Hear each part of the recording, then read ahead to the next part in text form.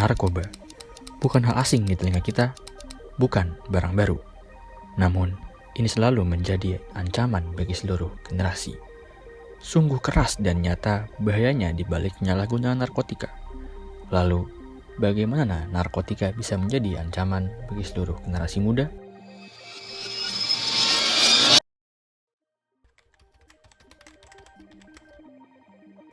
Dikutip dari jurnal, bahwa sebetulnya narkotika dapat digunakan untuk keperluan medis. Namun yang terjadi sekarang adalah narkotika disalahgunakan. Kita semua tahu efek samping dari penggunaan zat berbahaya ini menjadikan diri kita hilang sadar, rusaknya fungsi otak, bahkan fisik. Narkotika atau zat adiktif yang beredar saat ini tersedia dalam berbagai macam bentuk dan jenis. Tetapi setidaknya ada 4 jenis berdasarkan efeknya. Di antaranya ada bersifat halusinogen, stimulan, depresan, dan adiktif.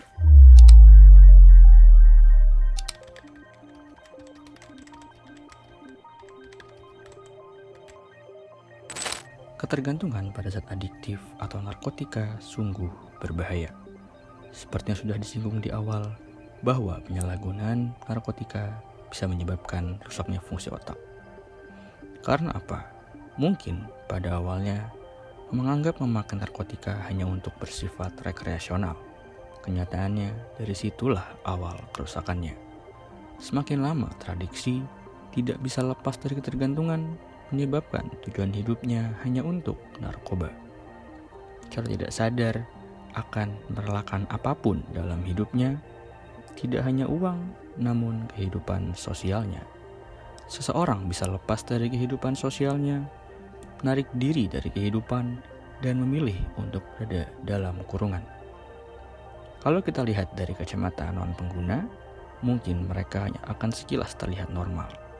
Namun sebenarnya mereka hanya sedang memainkan peran agar mereka tetap diterima di masyarakat. Mengutip dari kompas.com, tertulis bahwa sepanjang tahun 2023, Polri berhasil menuntaskan 31.000 perkara dari total 39.000 perkara. Dari total barang bukti yang ada, diperkirakan Polri menyelamatkan 35,7 juta jiwa. Di sisi lain, mengutip dari liputan6.com, bahwa Kepala BNN mengatakan dari hasil survei nasional prevalensi penyalahgunaan narkoba adalah berada pada angka 3,3 juta jiwa yang berusia 15 hingga 64 tahun.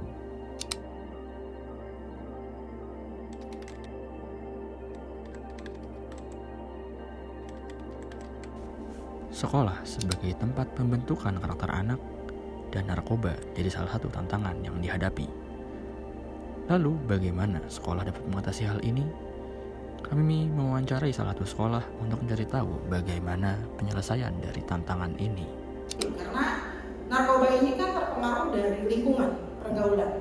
Ya, kalau misalnya pergaulan kita itu baik, pasti kita juga baik. Firman Tuhan kan juga bilang kayak gitu ya. Pergaulan yang buruk akan merusak pergaulan yang baik. Satu yang mungkin saya sebagai pihak pengajar dari pihak sekolah gitu ya, tetap lebih waspada dengan cara pergaulan mereka. Kita tetap pantau selama masih di sekolah, tapi kalau di luar itu di luar tanggung jawab sekolah. Tetapi selama masih di sekolah, kita harus pantau cara pergaulan mereka. Kita bekerja sama dengan kedua orang tua supaya kehidupan anak-anak bisa terpantau. Saya berbicara dari pihak keguruan dan dari segi BK. Saya akan panggil kedua orang tua bersama. Orang tua harus tahu ya bahwa anak ini sedang menggunakan ini narkoba atau apa itu ya. Orang tua harus tahu. Lalu setelah kita komunikasikan dengan orang tua, kita tidak melakukan kepolisian, tapi kita mencoba bagaimana kita menyembuhkan dulu yang harus disembuhkan, gitu ya. Jadi kita harus cari solusi gimana anak ini tidak dipermalukan. Kita cari, kita searching tempat-tempat rehabilitasi supaya anak ini menemukan teman-teman yang istilahnya yang